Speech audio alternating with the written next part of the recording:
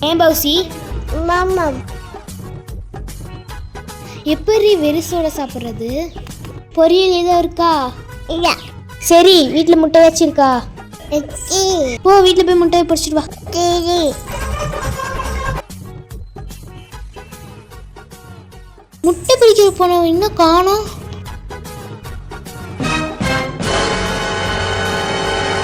முட்டை பொரி சொன்ன என்ன பண்ணிட்டு இருக்க?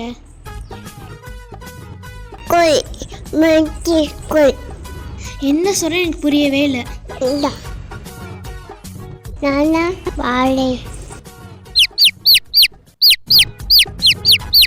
ஓ, முட்டையை ஆயில பொரி சொன்ன இப்படி பொரிச்சிட்டு இருக்கியா? அம்மா மலக்குறங்க